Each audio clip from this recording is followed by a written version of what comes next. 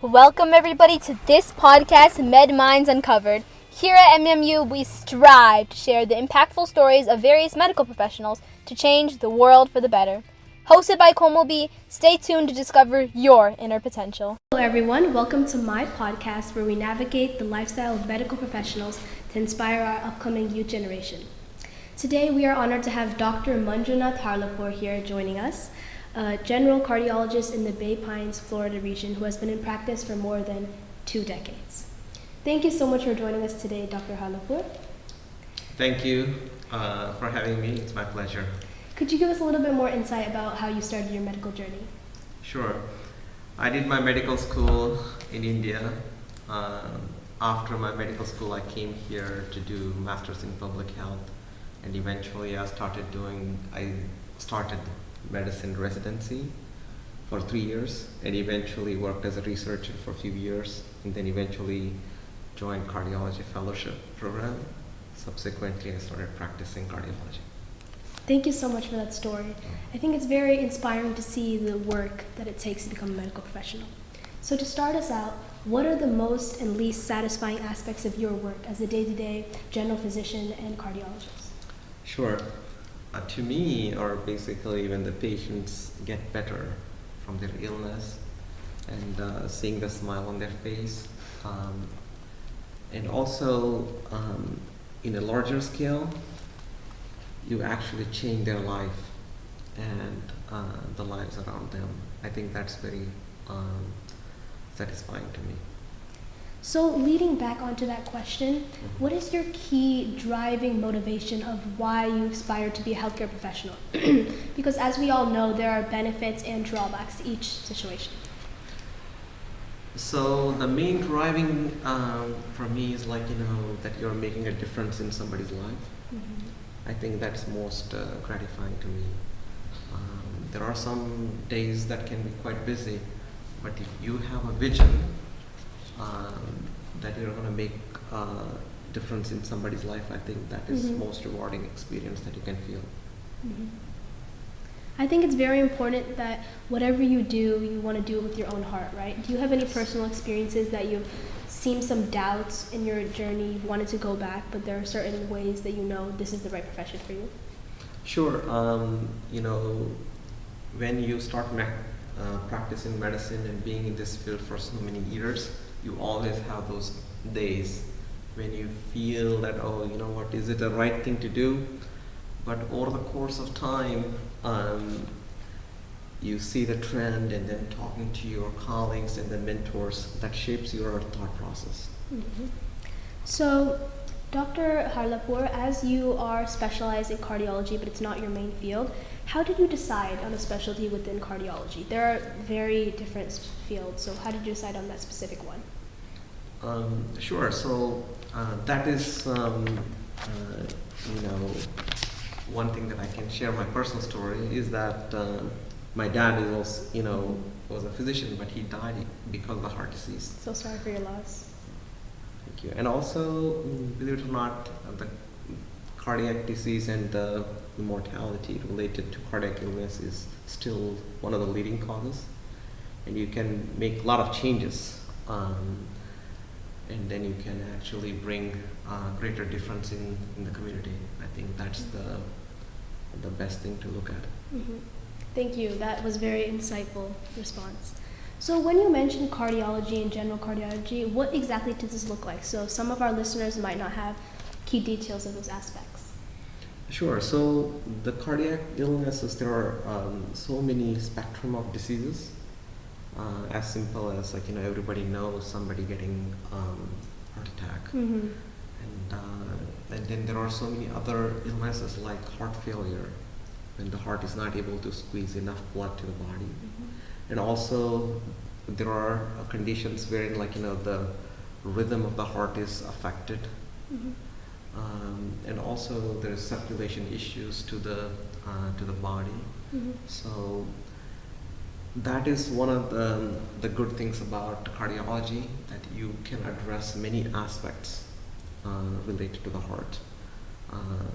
In a given day, I can be doing an echocardiogram to look into the heart, the ultrasound of the heart. or I could be seeing the patients in the clinic, Mm-hmm. or I could be doing some stress tests and also looking at the images of the stress test. So it gives you the entire perspective about heart disease in people who have problems with the heart. Mm-hmm.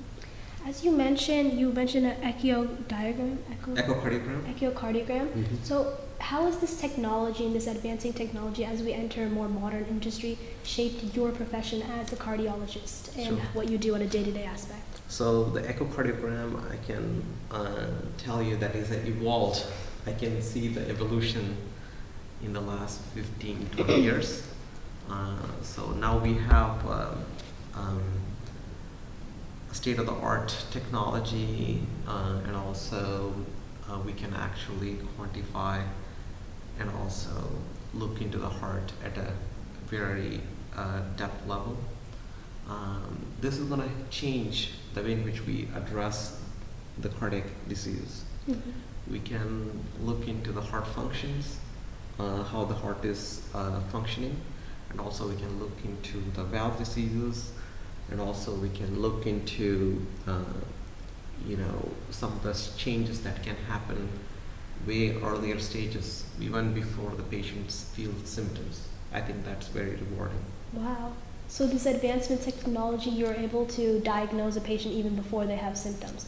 So this is very crucial, right? Absolutely. I think now, for instance, cardio-oncology, wherein the patients who are getting a chemotherapy, they may not have the symptoms, but they may have changes in the heart already. Mm-hmm. So we can actually give, some Mm-hmm. indications about the heart issues due to the chemotherapy. So that way the oncologist can change the medications based upon that one. So there are so many other ways. That's just one example. With the exciting outcomes in the new generation and the technology that we've evolved, there will always be sorrow, however, and grief that you experience as a medical professional. In your experience, are there any stories, or how do you overcome the grief that you face with the patients around you? So once you start practicing medicine, it's not going to be all the time victories, you call, or somebody walking out of your clinic or the hospital alive and healthy, which we always want to. But on the other side, you do have mortality, the morbidity associated with it. But we have to keep in perspective about what you're dealing with. The heart disease still has a significant mortality and morbidity. So you can change the outcome, but you cannot prevent certain problems because it is already set in. So the way in which I approach these kind of situations is that you have to put the things in perspective. See that you are making your honest efforts, so that way you can make a valuable contribution to the care of the patient. See, as Dr. Harlapur has mentioned, it's always the mindset, right, that changes how you are as a person. Thank you so much. So as you've attended a medical school in Pennsylvania, are there any differing standards than the ones from there compared to Florida? Sure. So in Philadelphia, where I was a resident, and also worked in Columbia Presbyterian and eventually in California for my fellowship. It is in places like Philadelphia and in New York, there are so many medical schools and the universities you're surrounded by.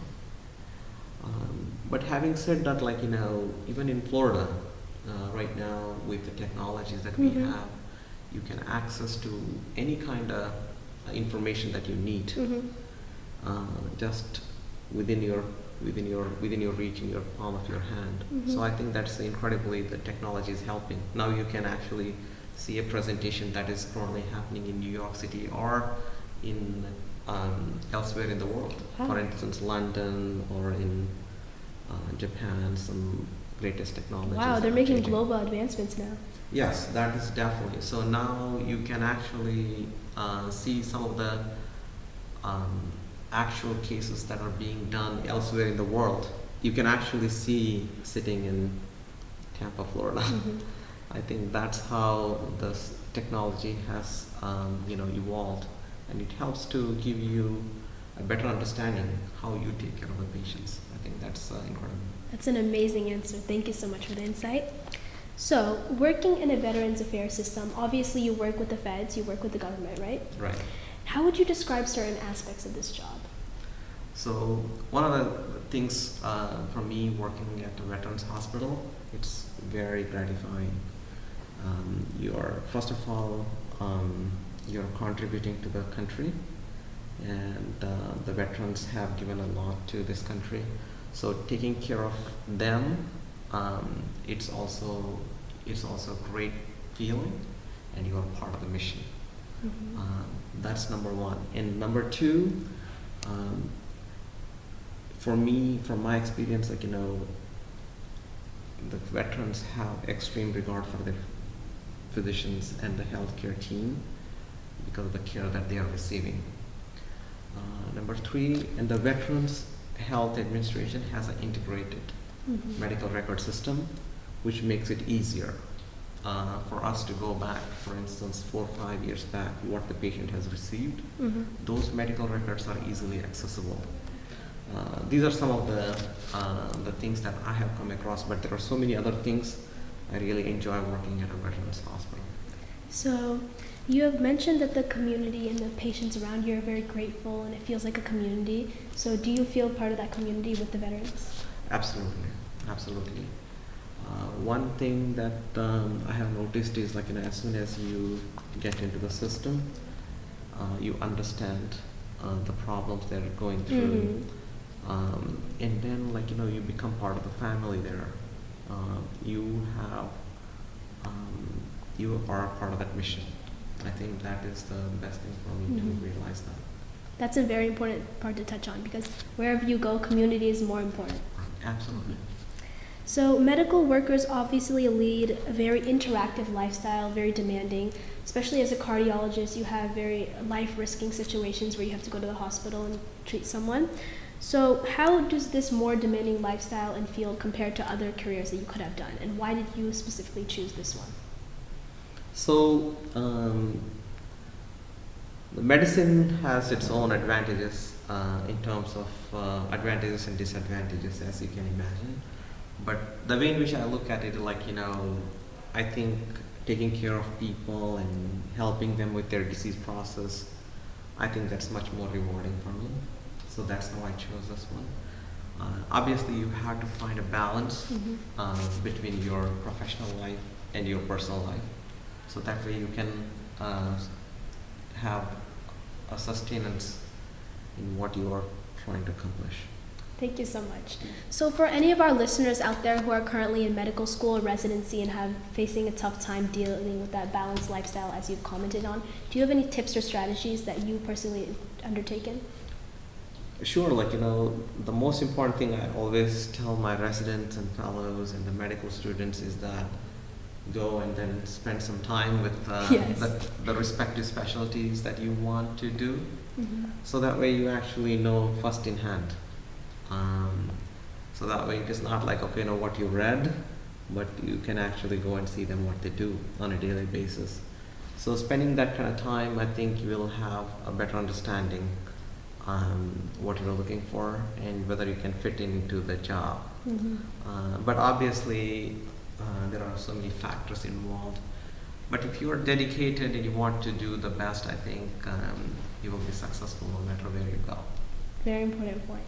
So, as being a medical professional, there will always be some key highlights and key moments that you look on and resonate and think, wow, this is why I decided to become what I am today. So, could you share some of those key milestones that have shaped your journey in healthcare?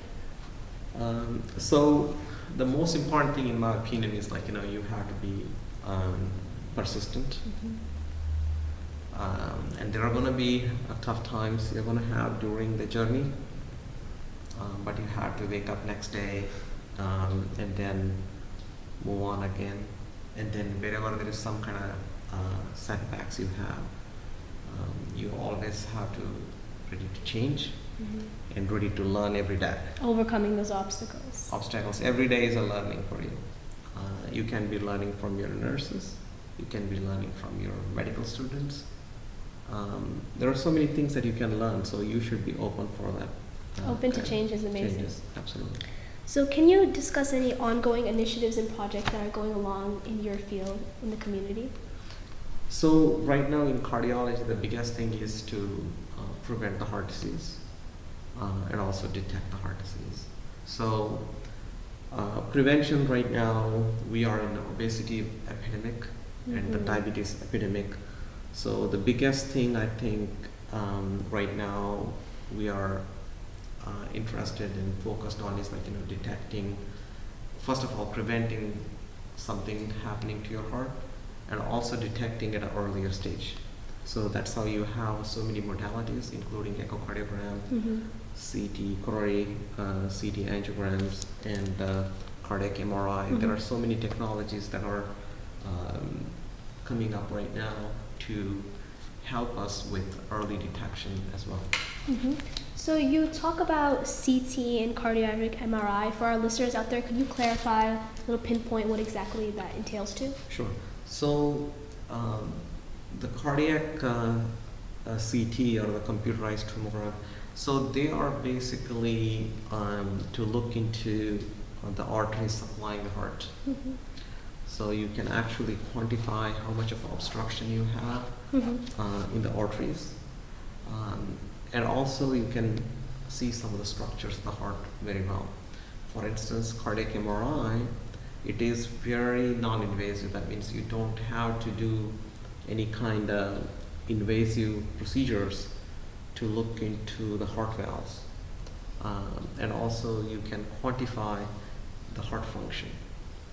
And then some of the diagnoses that in the past, we had to have the biopsy done. Now, with cardiac MRI, we can actually diagnose those diseases without doing any kind of invasive procedures. I think that's the advancement in our medical field. That is amazing to hear. So all these advancements are upcoming for the young people out there who want to go into the medical field. Yes. So as you've discussed, with these ongoing projects that go on, there are certain levels of leadership that are needed, right? So as a medical professional, what qualities do you believe make a good leader? Like I mentioned, one is perseverance and be a good student every day and be a good teacher, so that way you can teach others. And then you should be a collaborator, so that way you can collaborate on many aspects. And then now the technology. So you should be very well versed with the newer technology. So those are the things, and also you should be a team player in the end. So you can actually be part of the team, so that way you can find out new therapies for complex problems. I think that's, in my way, I think that's the way to go. Thank you so much. So with this upcoming COVID-19 or past COVID-19 pandemic that you have endured as a medical professional, it highlights your journey and what exactly you can do.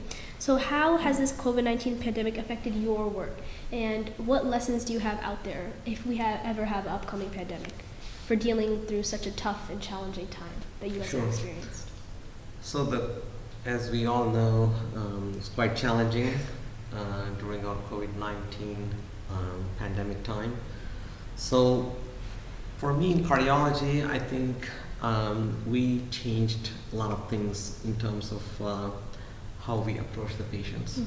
So we integrated telemedicine, and then we collaborated with so many people, and then it is we approached so many things when the patients even came to the emergency room, whether they need to be admitted or not. And then we came up with a lot of non-invasive testing like coronary CT angiograms and the imaging technologies. They shaped us to a greater extent. And then moreover, with the COVID, there are some of the good things that happened is how can we deliver the care remotely. I think that is very important thing that changed. So right now we are providing a lot of care to our veterans over the phone, over the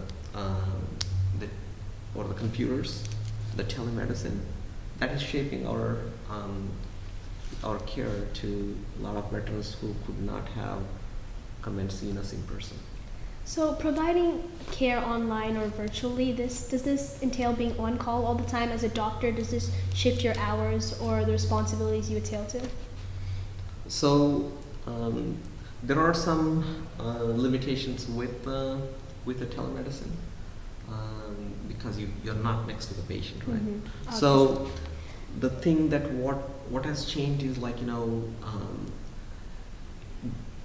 what has changed in the end is it's the ease and ease for the patients and ease for the physicians as well.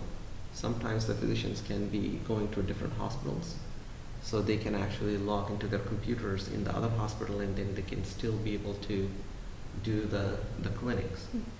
So I think that's great. And for the patients, obviously, it's the ease. Has it increased our workload or anything? I think it is, in my opinion, probably it has lessened. Oh, that's interesting. Yes. So because now you're actually making your time more efficient. So that way you can be more available to your patients. Obviously, it requires it is a team effort. So that way your medical technicians reach out to the patients earlier, and you can actually time it in such a way that you can be more time efficient. So those are some of the things I think has helped a lot. So technology obviously has some limitations and drawbacks to all situations. Yes. And I would like to comment one thing. We all give a huge amount of respect to all those medical professionals like you out there who have dedicated your time through our COVID-19 experience. Thank you so much for that. Moving on to our next question. In medical school or residency, what challenges did you face? Leading back to the other question. Well, the medical school and during your residency, you're gaining so much of knowledge in such a short period of time. So the most important thing that I think, in my opinion, is about your health. Pay particular attention to Focus on your health. And also be consistent. And then obviously you have to be kind to each other, because you can learn a lot of things from each other, from your medical school students to your attendings and your professors and everybody. So I think that kind of approach is going to help you, so that way you can be less burdened, less stressed, and you're going to be more efficient. So that's what I think. Thank you so much. I think for any viewers out there going through residency, Dr. Harlapur comments on a very important part. So going into healthcare, obviously, from any other field's perspective, it's obviously going to be a journey. You can go through something and think, wow, this is one way to look at the situation. It can be completely different. So taking this into account, what are some unexpected or surprising things that you found in healthcare? And what lessons have you learned from that? Well, first and foremost, we had to realize that this medicine career is a long term. Very long journey. It's not like you're going to be a doctor overnight, right? It takes certain amount of your dedication, so you should understand that. So it's going to take X number of years to do your medical school and residency and a fellowship. So those things, you should have that one in your mind, because when you compare yourself with your friends who are going into some other fields, by the time that you're in medical school, they may be, buying their homes or cars or anything on their own money. So but for you, that's always a temptation. Did I make wrong choices or anything like that? But having a realistic understanding what it takes to become a doctor, I think that's going to help you to keep your mind set, and then you're going to be unfaltered. and then you're not going to be shaky. Just to clarify, as a cardiologist and general doctor, upcoming youth person like me who wants to become in the same medical field, it's X amount of medical school, and then what? What is the journey from there? Sure. For to become a cardiologist, like you need to, go through the medical school for 4 years, and then eventually get into internal medicine residency, which is about 3 years now, and then you have to do 3 years of fellowship to become a general cardiologist.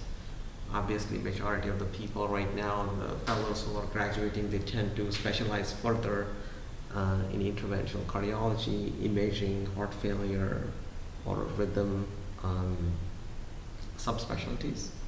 So you have to keep those things in perspective if you want to be a cardiologist. So that's what it takes. Mm-hmm.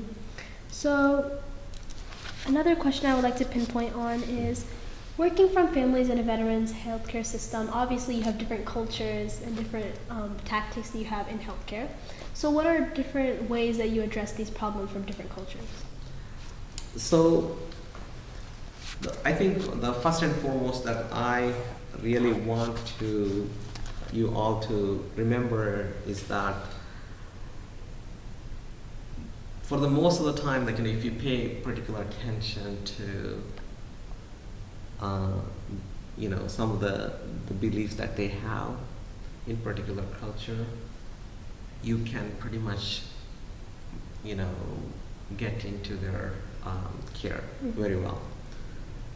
For example, if you're talking about somebody who has a habit of something they do they're not supposed to. Suppose somebody who has a habit of drinking alcohol or smoking. So if you understand that culture, right away you can figure out what problem they have, and then you can counsel them, so that way you can take care of them. So healthcare is an ever-adapting journey. Do you believe Yes. that even with over 2 decades of experience, you're still learning every single day with the experiences you make? Sure. Every day is, I go every day with the mindset that I'm going to learn something new today. So that should be the goal. Every day you should be learning something, right? And you should keep your eyes and ears open. And also you should be ready to listen. You should be a good listener. That's when you're going to learn a lot more, in my opinion. So you've heard it there from there, folks, what Dr. Harlapur wants to comment on.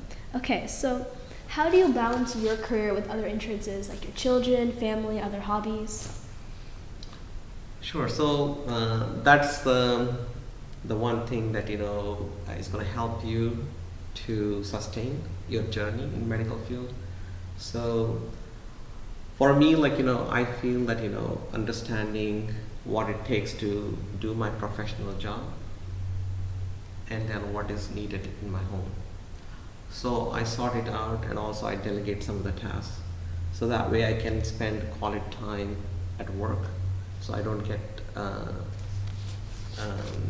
distracted too many times, so I stay focused during my work period. And then when I come home, I will again try to prioritize my task at home, so that way I can be efficient. It's not that easy, but it is, it's going to help you to put the things in perspective. That's very important.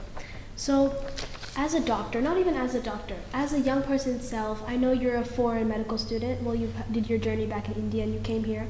Are there any social aspects that you've seen? Some people have told you that were going to happen, but there are common misconceptions working in America. Well, coming from India, doing a medical school in India, it has a different set of challenges, because you have to go through rigorous examinations and those things. But eventually, once you start, once you're in the system of medicine residency and the fellowship,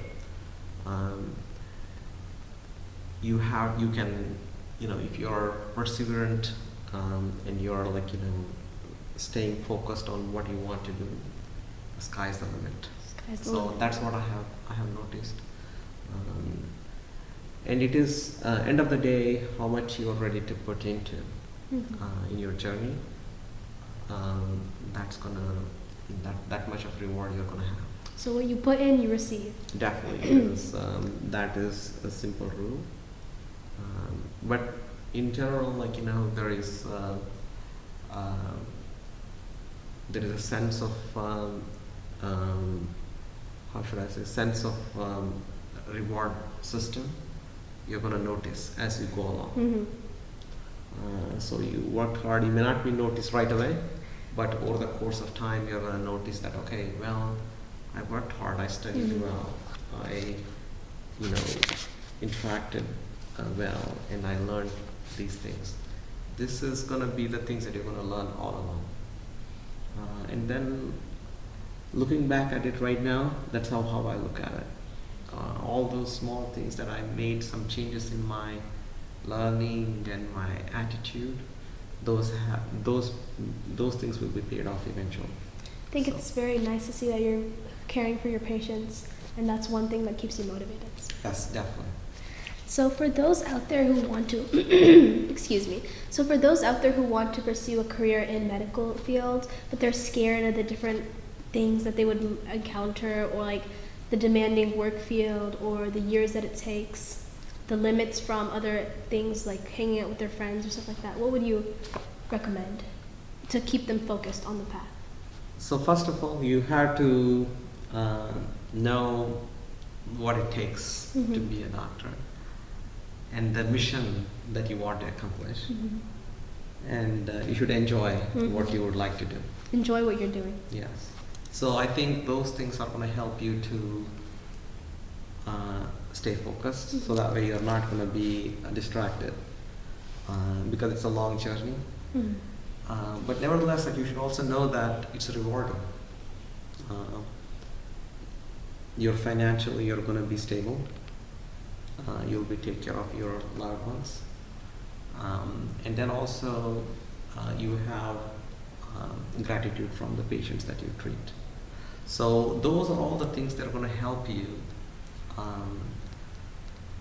to be a doctor, what you would like to be in the long run.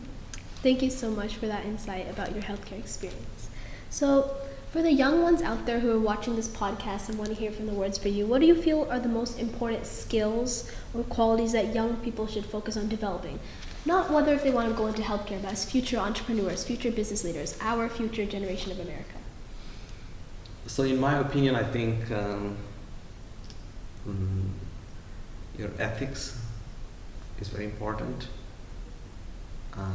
You should also think about, in case if you do some changes, it's going to help others as well, right? So it should be benevolent, and then you should be sustainable, and then you have to think about everything in general. So it's not just like, okay, I'm going to take care of my heart problem, but I will cause trouble to other systems, right? So that applies to every other field in the world.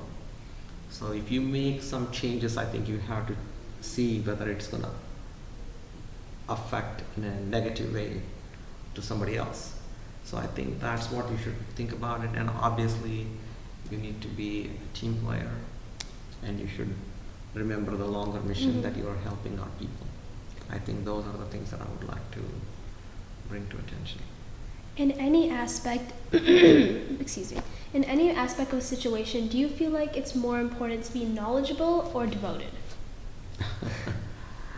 Knowledgeable. I think you need to have both of those. Both of those are in my opinion. You need to have a fair amount of knowledge, and then you have to be dedicated and devoted in order to accomplish certain tasks. Those are my thoughts. Okay. Thank you so much on that. So, if you could speak to your high school self right now, what would you tell them, and what would you provide guidance on in general? Would you be excited, nervous? So I think to my high school self, what I would say is like, be steadfast, be consistent. Don't worry.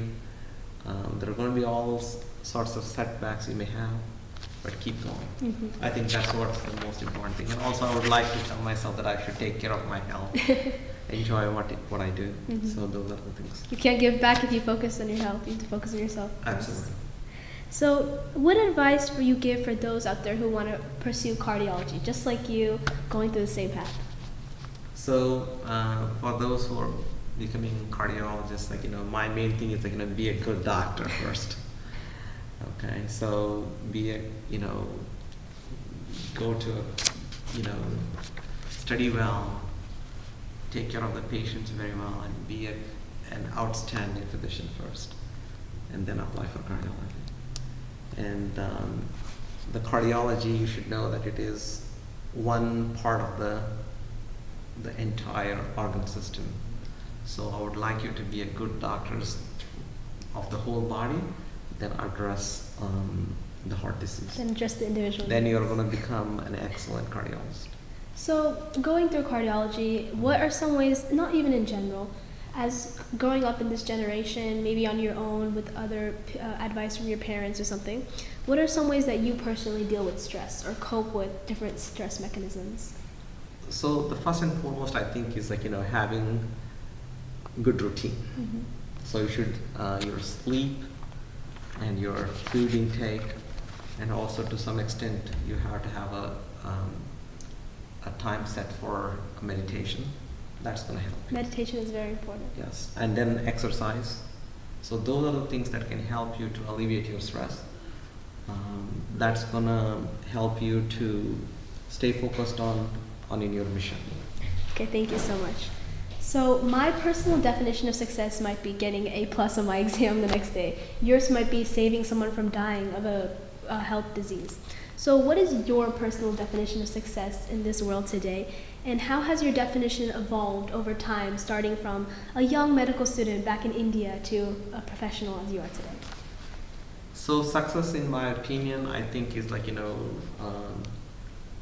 taking things at a small step. There is a bigger goals that you want to accomplish, but every day you work on a task. Be good at it.